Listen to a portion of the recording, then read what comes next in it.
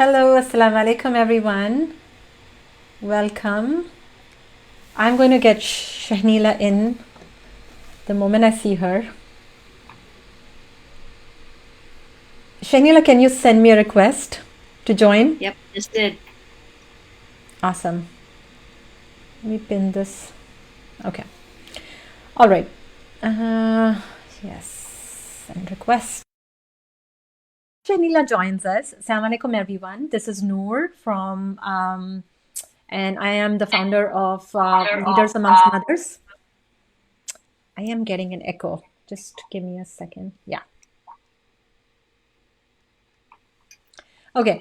So today we are going to continue our series. The theme of the series is struggles and solutions for moms.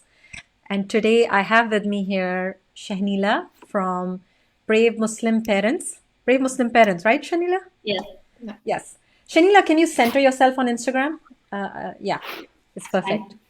Okay, great. So today we are, the post that I shared was, this is a very simple thing that any parent can do, which significantly improves the quality of life. It really makes this whole parenting thing easy, homeschooling easy. I just want to check my sound. There's something's not right. Just give me 1 second. I just want to make sure I don't have echoes. Hello? Shahnila, can you hear me? Yeah, I can hear you. There's something not right. Just give me 1 second.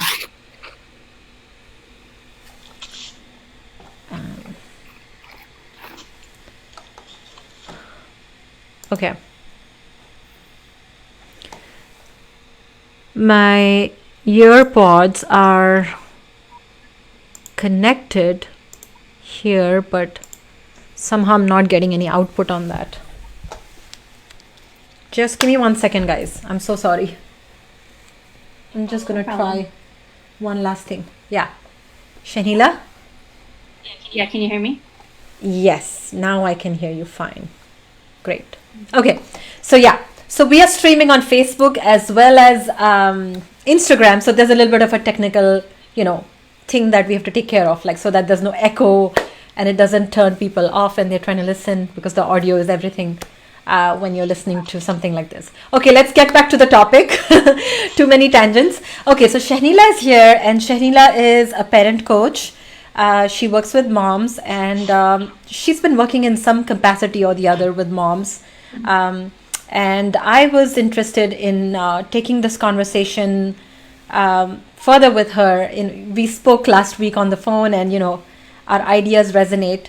And we were talking about this very simple thing that any parent can do, and it really makes our life easy, but we find it difficult to do, difficult to implement.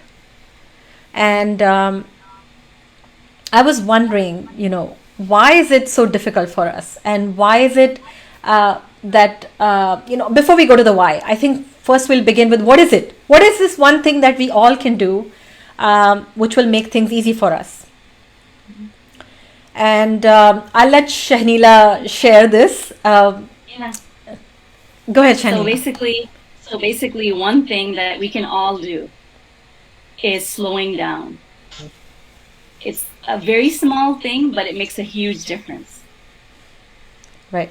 And I think that this is something that we both resonated with, and we've seen it and implemented it and see the effects of it in our lives. Isn't that right? Yeah. Yep, totally. When I did one of my first sessions, like a series on tips, what can you do to do better as a mother, as a home educator, the first thing that I shared was this slowing down. And I honestly wouldn't have known it early on in my journey, the value of this, unless I was forced into it. Like I was literally forced into it because of a certain situation. And I can't thank Allah enough for putting me in that situation, because that was the point where everything changed, everything shifted. My son was going through a phase where, he regressed. Okay, so he was speaking really well, and then he regressed and he started to develop a stutter. And earlier I used to hesitate sharing this, but then I think a lot of moms need to hear this, so I'm going to be open about it and I'm going to share it. So when he went into that phase where he developed the stutter, the best thing that I could do as a parent, and that's what was advised, was just to slow down. And I slowed down, and I slowed down to the extent that I was just not doing anything with him, just nothing. Just I would just watch him, and we would go to the museum, and he would just play, and I would sit and watch. And that time of my life really humbled me, and I developed this respect for like how Allah made his creation so perfect. Like everything has its own time, and this whole appreciation for the developmental process, which I'm extremely passionate about. My entire program is centered around trying to work with human nature instead of trying to come with all this cultural conditioning, all this fast-paced lifestyle, and this all these expectations that we find ourselves literally buried in. And so you're looking at the child in front of you, right? You're looking at the child in front of you, not this fantasy child or the one that's in a textbook or that you wished for, or the one that you look at other people having, but the one in front of you. Right. And then so I was forced to slow down, and when I slowed down, what I noticed is a lot of things just became effortless. Like he was learning, he was growing, he was thriving, and things took care of themselves, and I was doing better. And that's where all this passion for play and all of that also comes from, that because I watched in action how much what is he learning by just tinkering with things, by just doing a few things here and there. How is he processing his emotions through play? How is he finding himself when he's immersed in those moments where there's nothing interrupting him? And I had to cut down on all the sports activities. We used to do ice skating at that time. We had to cut down on a lot of things, and I would just show up at a park, or I would just show up at the museum, and I would just let him play, and I would just sit and watch him. And I remember distinctly that I had read this little pamphlet at the Children's Museum on what was that? That was some research by on child development. Like this was not mainstream back then, and I remember getting intrigued by it. Like, oh, so this is what happens, like. And then the more I went down that path, and the more I experienced things, I realized that actually I don't need to be so fast paced. I don't need to compulsively do so much. I had all this, as a new home educator, my son was just 2.5. I had just, not 2.5, I think, around 2.5, 3-ish. Now when I look back, I with all this knowledge about child development, I know what is the place for this. Where does it fall? Where is the need for this slowing down? And I also know why we have a tough time slowing down, but that's for another discussion. But it's so hard to slow down, and I'm so grateful that I was forced into it, because I perhaps wouldn't have known. So that was a turning point for me. Really, it was a turning point for me. I learned to just observe. And, in my program, when I work with moms, I tell them, observe your child and slow down. But that's the first thing we do in the program. When they come in, the very first thing that we try to, like we literally put brakes on them. And I literally ask them to just put your homeschooling goals aside, your parenting goals aside, just observe. And it's so hard for them. So I have to literally give them, other exercises and things like that, which brings the focus back on themselves and, other things. But really, if we could just pause, if we could just slow down, so much of our problems will disappear. Because what happens with slowing down is you start paying attention to small things. Mm-hmm. You start paying attention to things, which you can completely miss otherwise. Like, for example, if the child is kind of behaving in a certain way, you are aware of what was happening through the day, right? What was happening through the day. So you know that, I think I know where this is coming from. But imagine a parent who's constantly in this rat race, going from one task to another. They just don't have the time to notice, and they're too stressed out themselves to even realize that their blood pressure is going up and they are stressed out too, and they are exuding this energy which is going to make the kids make more mistakes. And it's a frantic pace that we live at, and which is so unhealthy. When we start studying like child development, you realize that actually we just need to pave the way really for the child to develop. It's an unfolding, it's an unfolding that happens with a child, and that cannot be rushed. We cannot do it. It's just not going to happen. It backfires. There is a cost. Like, okay, I may sit down and teach him, I may get him to some classes, this and that, but there's always a cost to pay. And it's either their maturity, or they don't know how to process their emotions, or regulation, some of these soft things that often get unnoticed. So I have a lot to say about this, but I'll let Shahnila add something. This is such a big topic, and the whole notion of slowing down, it's almost seen as anti-productive, right? Yes. It's almost seen as, well, successful. It's not successful. You're not going to be successful if you're just slowing down. Right. And it's actually the opposite, because like you said, when we're slowing down, then we're actually paying attention. And it's almost as if, like, if you look at a recipe that you're going to make something from on YouTube, and it's fast paced, and you're going to miss something. But then what do? We usually pause it, we slow it back down, and we say, wait, how much did she add? What was needed? How far do we put in the oven? Whatever it is. But when we pause, or we do it on slow motion, then we can see the steps. Right. Then we can, whatever we do, we are going to do it more correctly. Right. Versus rush through it and make a mistake. Mm-hmm. Just like, for example, within life with kids, we're all rushed. They make a mistake, and we automatically just kind of yell at them, or just react. Right. And then later on we regret it. And that's something that happens with all of us. But if we pause, and if we take it a little bit slower, then we can actually have that pause to actually not yell, or assess the situation instead of react. Right. And we're always on fight-flight mode. And when we're always on fight-flight mode, that's when we have anxiety. We miss things. Mm-hmm. And the worst thing is when our kids get older, and then we see something that we missed, and we go to them and say, we're so sorry that we missed this thing. I was so busy just maintaining everything that I didn't see this. And I think that would be so regretful for us. But we don't have to get there.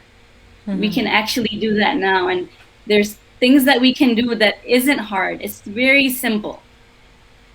But if we take the time to do it, some things take like 30 seconds to do.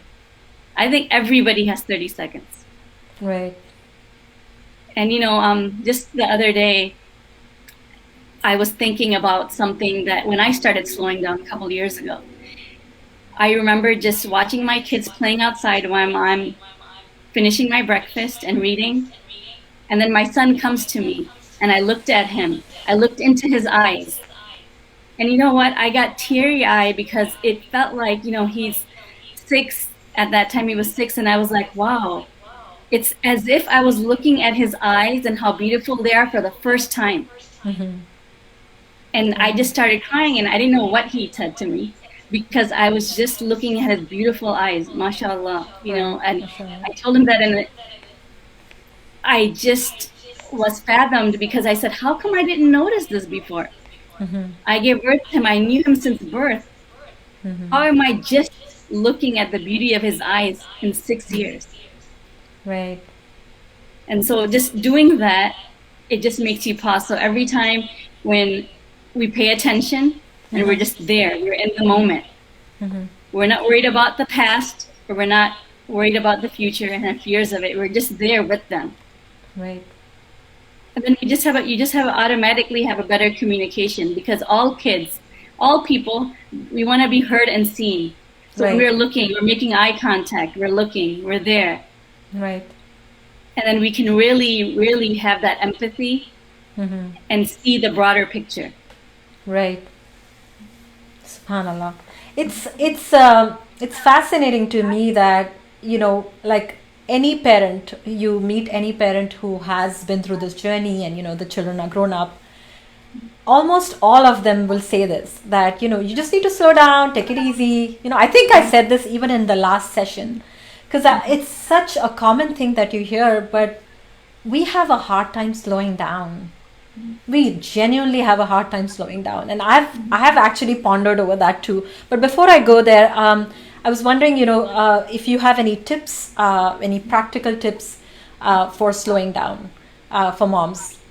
Yeah. So one is something that you probably always have, everybody has heard before, but it's really important, is deep breathing. Just a breathing technique where you take a deep breath, you hold for about 4 or 5 seconds, and then you slowly release. Just doing that a couple times, it just slows us down. It makes us more present and mindful, and that takes less than 10 seconds to do. So if you do a couple of those, sometimes it's good to do it, like, let's say before prayer or after prayer. So then at least you know that you're getting that in, tying it into something that you already do, so it becomes part of our habit. Another thing is scheduling your downtime. So in however people schedule their day, having a time where you don't put anything on that, where it's just basically free. Right. And I think we get scared because we're just like, oh, we have so much to do. And some things that we do actually, they're not really that important. We're just filling our time. Right. But if we just put, like, everything needs recharging, right? Even my phone, in the end of the day, I recharge my phone. Right. So during the day, just a little bit, even if it's like 10 minutes, 5 minutes, where we're just putting downtime. I'm going to just look outside. I'm going to actually drink my cup of tea without any interruptions, without my phone. Right. I'm going to just actually sit there, look at the trees while I'm drinking my tea. That's it. Right. 10 minutes. Right. Another thing is saying yes to the essential things, the really, really, really important things. And the thing is that when we say yes to something, we've already said no to something else. Whether we say it verbally or no, in your actions, we know that we've said no to something else. Exactly. And I think that it looks really, really hard. Yeah. But if we, for me, I have to write things down. When I write things down, it makes it more solid, and it makes it more, I feel like I'm more accountable. Right. So if I put, this is something that I have to do, and I write it down, and I'm saying yes to my kids' mental health, my mental health, but I can do that in 5 minutes a day. So I can say, I'm going to just take my tea and I'm going to drink it outside for 5 minutes. Right. And make that kind of like a ritual or a habit. Right. Yeah, you know what you just said about like putting it on your schedule, like saying yes to something. Saying no to something is essentially saying yes to something else. So a lot of it is actually about saying no to a lot of things. Because then implicitly it creates a yes for something else. So like turning down things that are not that important, right? Like I personally think that with the pandemic, people had more difficulty. Like I think there was 2 groups of people. Some people really had a hard time and some people actually thrived. And I personally think that the group that thrived could gracefully slow down. It forced us to slow down, right? Some of us can't slow down. Our circumstances don't allow. So obviously it's stressful. It's still going to be stressful. You're cut off. You don't have support. But there were some people who could say that, okay, this is an extraordinary circumstance. I don't need to be doing everything. I don't need to compulsively just maintain this frantic pace. It's okay if my child falls behind a little bit. Like, okay, it's okay if the lessons are not perfect. It's okay if I I'm going to let some things be and just Yeah. say no to a few things or many things if possible. Like, okay, my Yeah. dishes are dirty, my sink is full, it's okay. Yeah. Okay, this is pending, it's okay. Like just learning to let go and say no to a lot of things means that we are saying yes to our health, our mental health. We are saying Yes. yes to family time. We are saying yes to that extra story time. We are saying yes to paying attention and being present. That's such a powerful way to kind of really face the situation for what it is. Like, okay, this is not a ordinary situation, I'll have to accept it. And Yeah. And like the I times that you can't let go of things, you can't actually slow down physically because you have, a really tight schedule, you don't have any help. But everybody, even when we're driving, let's say you're driving your kids places or you have to go, there's always a red light. right, We stop at a red light. So what do you do at a red light? Even if you just take 3 deep breaths and you're just looking out the window, you look at the trees and you watch the leaves swirling or watch the leaves falling down, right, just for that 2-3 seconds. right, That counts as slowing down. right. Of course, yeah. Yeah. And I mean, it's to me, what you're saying is these things are simple. Don't make it complicated. Like you could just pick moments in your day here and there, little nuggets of time where you can actually deliberately slow down. And that pause that you experience at that time is going to affect you the rest of the day. Is that what you're yeah. trying to say? Because that's Yeah. what I'm getting from Yes. it. Yeah. Okay. That's what I'm trying to say. And also it builds that muscle where you are able to focus more on the Right. things that you are doing. So Right. you're, even a lot of people do like 5-minute guided meditation. Right. Like the Sabr app, that's a really good app. I don't know if you have that or use it, but No, I haven't basically used it. you can just, it has different settings and you can just go on there and it's guiding you through breath work. It's guiding you Right. through great breathing techniques. Right. And in the beginning, it's really hard to do, but in the end, you're able to focus for that, even if it's for 5 minutes. But then you see that translating into your prayer. Even when Right. the kids are around, you're able to focus more. Right. Whenever you're doing those different tasks, you're doing it right then and you're there and you're present and you're doing it correctly and you have less, time where you're just like, okay, I did it wrong, or my kids, I'm half paying attention to them. So I'm on my phone and I'm saying yes. And and then they're like, you know what, you just said yes to, Mom? And we're not there. We're not there because we have so many things that we're thinking about in our mind. Right. So slowing down helps us focus. Right. So then we don't have to waste our time. Right. But I don't know, Shahnila, if you notice this, and this is something that, I have learned with time, with working with people, even observing myself, that people go back to square one. Like we can take an advice and say that, oh, this is good advice, I like it. But then they go back into the exact thing that is not serving them, right? So like for example, in my program, the very first thing I talk about is like observing, just slowing down and observing. Just observe yourself, observe your child. It is so difficult for moms to do. And we literally spend like 2-3 months just trying to do a lot of things that helps them overcome this barrier. Because a lot of things we are doing, it's almost compulsive behavior. I see parents, like two types of parents. There's a whole, not two types of parents, but two types of unhealthy behavior in parents. One group is a compulsive group. They're obsessed with their children. They're compulsively doing things with the kids, right? And it's detrimental for their health.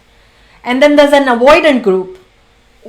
They don't want to be with the kids because they know that it's going to create some kind of a mess. Oh, I don't want to deal with that uncomfortable moment. They are better off here or there with this person. I'm not a good mom, I don't need to be with my child. Like these are the two unhealthy behavior patterns that we see with a lot of parents. It's either avoiding or compulsive sort of behavior. And all of this, all of these problems that we have, the solutions are within us. We got to shift the focus back on us. It's not in the child's behavior that like, okay, we think that if my child fixes this behavior or overcomes this problem, everything's going to be fine. Or when he grows out of this toddler phase, everything's going to be fine. Yeah. It's not dependent on them. It's really about us. Like, why are we getting triggered by certain behaviors? Why is it that we start trying to control things? Why is it that we try to, do X, Y, and Z? Why is it that we need them to be on top of everything, achieving and, meeting these markers, whether developmentally or, academically or any other area? Why do they have to be good at everything? Like, where is this coming from? Why do we need that?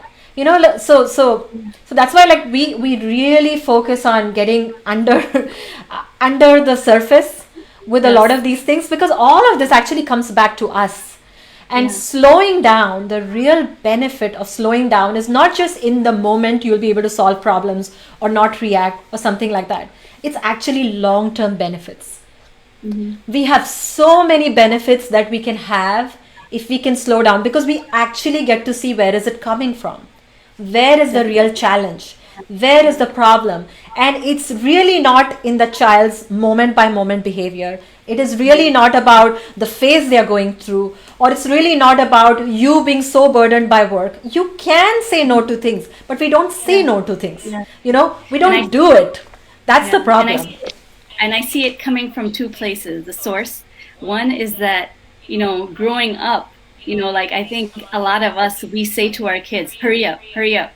Growing up, we might have heard, like, I heard a lot, jaldi karo, hurry up. Right. So we're always rushed. We're rushed for what? Hurry up and eat. Hurry up and put your shoes on. Hurry up and get in the car. Hurry up and do your homework. Hurry up and change. Hurry up and brush, and hurry up and get to bed. Everything is hurried. Why? Right. I think we have to ask ourselves that, why do we have to hurry up?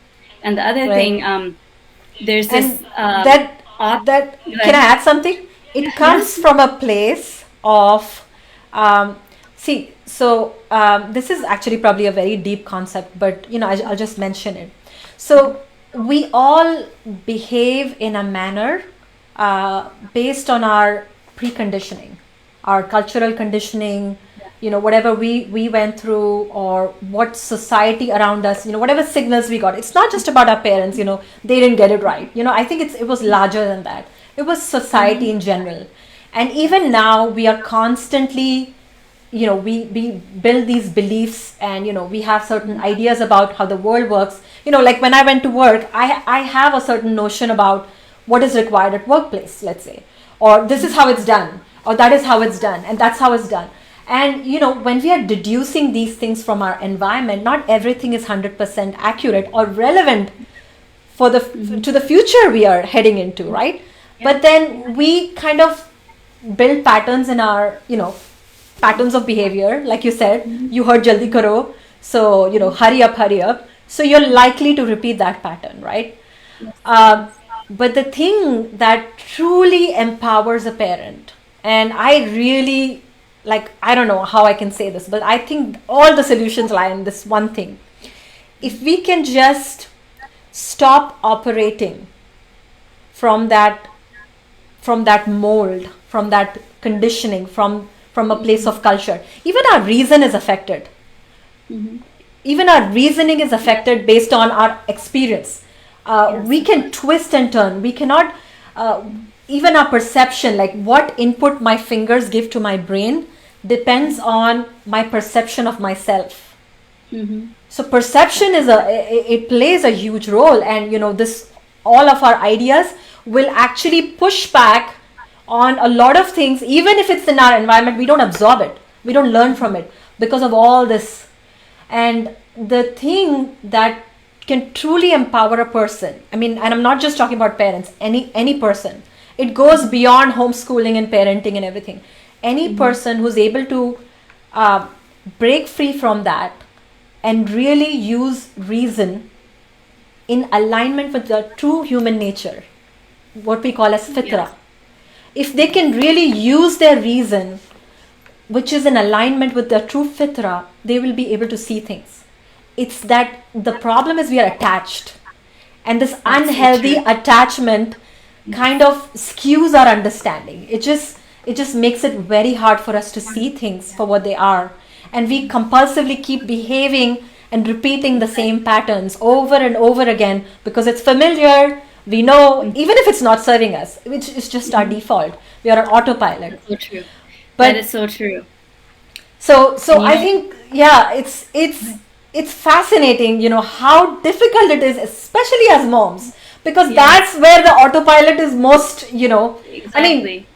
it takes energy, right? Like, we're so spread thin Yeah, because we're yeah, doing so many things. yeah, It's just impossible for us to even think that, oh, where can I have that pause? I have laundry to yeah, do, I have dishes to wash, I have got exactly. meals to make, I have to get my child get done with the Quran, and I have to teach them this and that. And what are you Yeah, talking about? It doesn't make sense. yeah, I can't do this. I exactly. don't have time. It seems the opposite. It seems, the opposite of what we're trying to do. We want more time, and you're telling me that to do something that actually feels like it takes more time, Exactly. right? It sounds counterintuitive and Exactly, counterproductive, I guess. exactly. Um, yeah. And So but you know I what? think. I think even starting with, let's say you're on autopilot, but just adding in why, just to think about it. Even while you're rushing, ask yourself, why am I doing this? Why? Why? And I think that opens up the doors to just more rabbit holes that we can chase in our minds. One time I had 3 or 4 things to do. And then I said, I'm making dinner or making something. And I said, oh, I have to drop off a meal. Why am I making this dish? Why? You know what a lot of it led to? At one time, I remember thinking this as I'm like making this complicated dish. And I'm like, why am I making this? And then when I said why, because I want them to have a good meal. Okay, but why? And it came down to me realizing that I was people pleasing. It wasn't Yes, hurting anybody. I was like, wow, I'm such a people pleaser. Wow, I didn't even know this. you So hit the years ago nail. when I realized that, and that's a very hard truth to face. That is really hard. So then I was like, I could have just picked up food. I could have still dropped off a meal to her, but I could have been, from a restaurant Right. because I was so busy I couldn't do it because I had a Right. sick kid or because I had 4 other things to do. I could have done Right. that. Why didn't I do it? Right. Actually, you hit the nail on the head with this, because this is what, and this is the work actually that, with I have a homeschool program or a parenting program. Mm-hmm. We spend a year, and the first 6 months is just on you. Like, Mm-hmm. and these moms, like, we all work together to uncover this kind of stuff. Like, why am I doing this? Like you said, you ask yourself why and why and why and why. And to even be able to do that, first of all, you need to be a person who is able to pause a little bit, at least, right?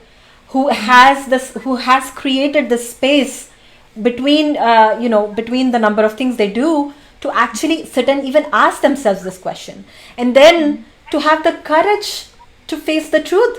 Like, some of us actually kind of flee from such thoughts. We don't want to do that. Like, okay, just give me the checklist, what I need to do, I'll do that, and that's it. Exactly. This is too dangerous. This is too much of uncovering. But then that's where the solution lies. Our solution is not anywhere else. Allah gave everything to us, right? Yes. It's just that we either lack courage, or we are just too caught up, or we are just doing it for all the wrong reasons. Like, whatever we are doing, it's like you said, when you pause, you realize that, wait a minute, this problem is deeper than I thought. It's not a surface problem. My busy life is not busy because it needs to be busy.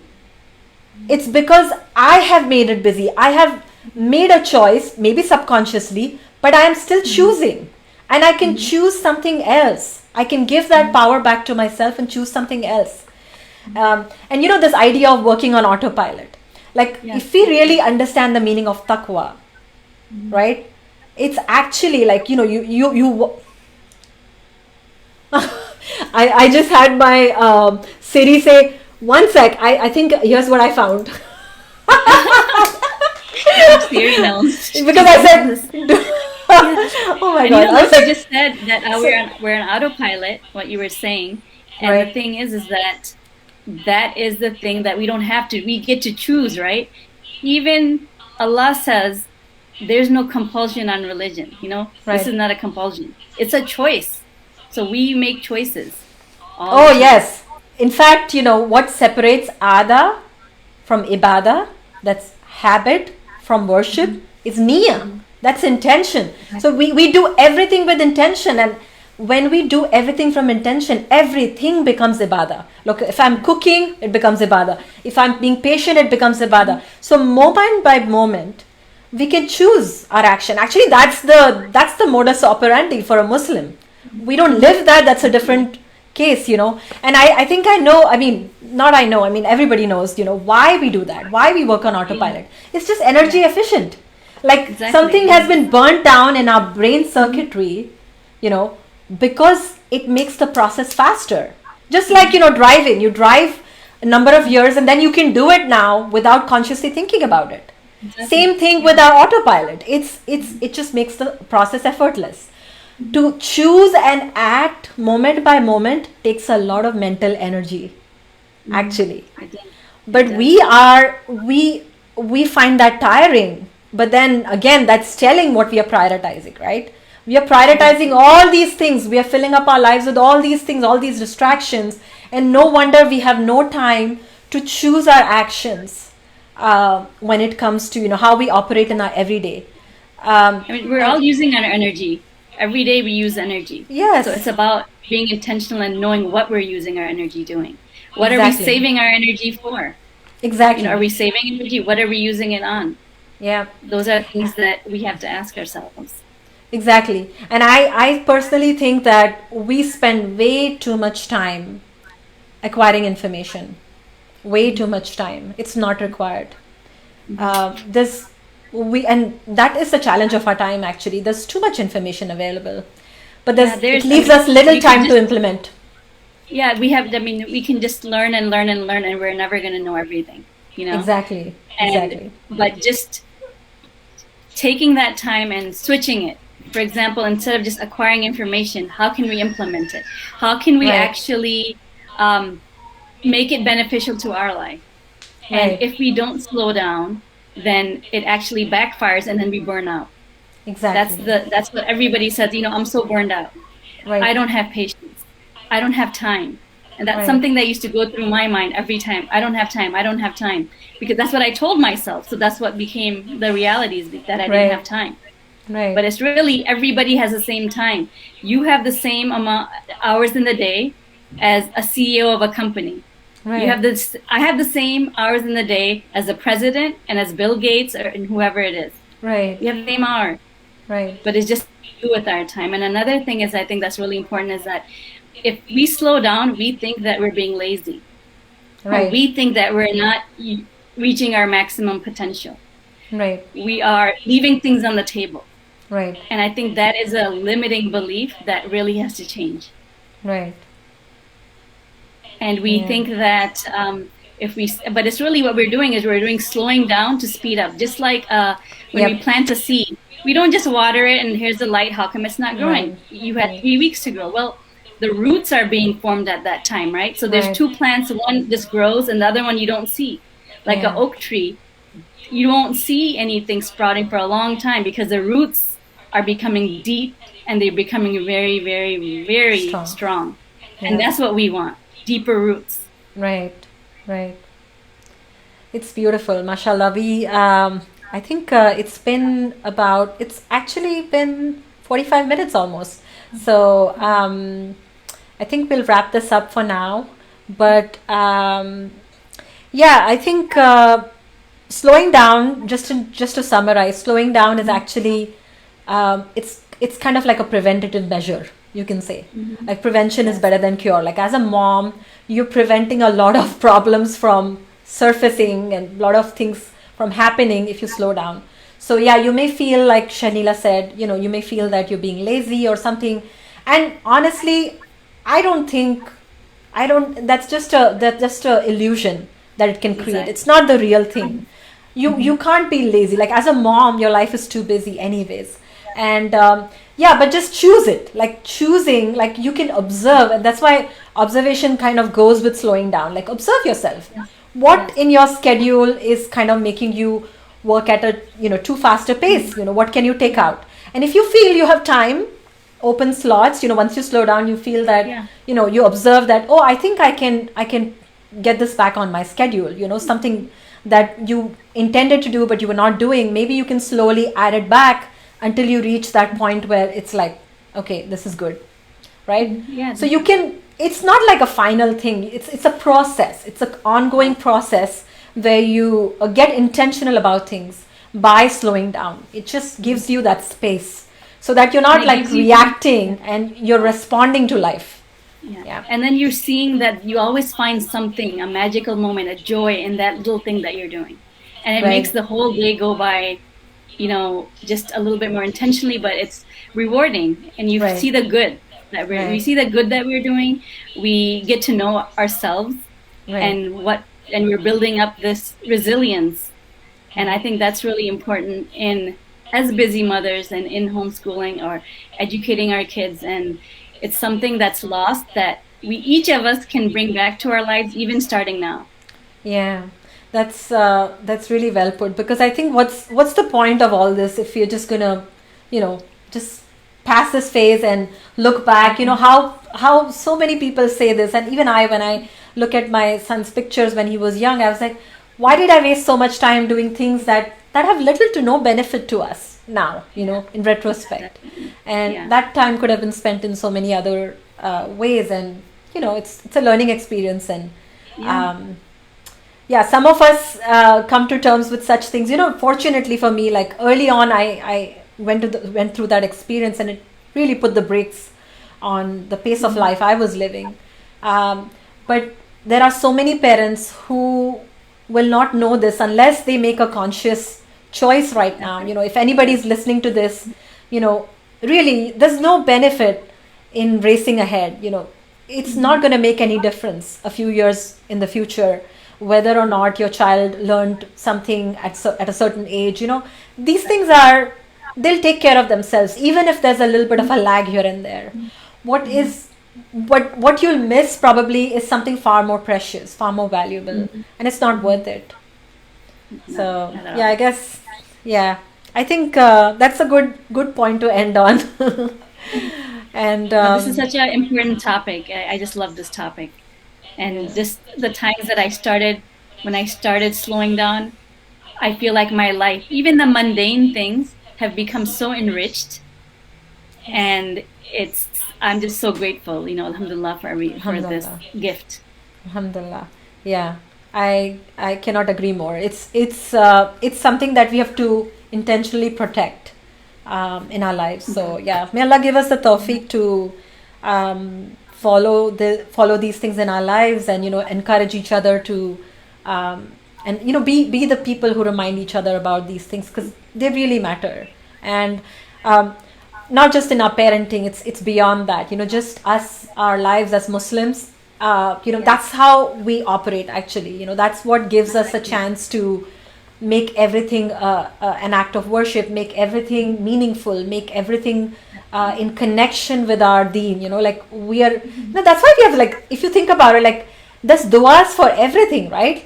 Going to the bathroom, there's a dua. Entering the house, there's a dua. Exiting the house, there's a dua. So it's actually teaching us to put intention before actions. That's what Prophet ﷺ was modeling. It's dua is not just words. It's actually setting intention for something. So he was modeling this for us, and this is something that we should be doing anyways, and as a parent, it should become like a mandatory thing, I guess, like we should impose this on ourselves. Inshallah. Definitely. This is a great conversation. Thank you so much. Yes, thank you so much, Shahnila. I want to keep talking to you, as you can tell. I know we can talk all day about this.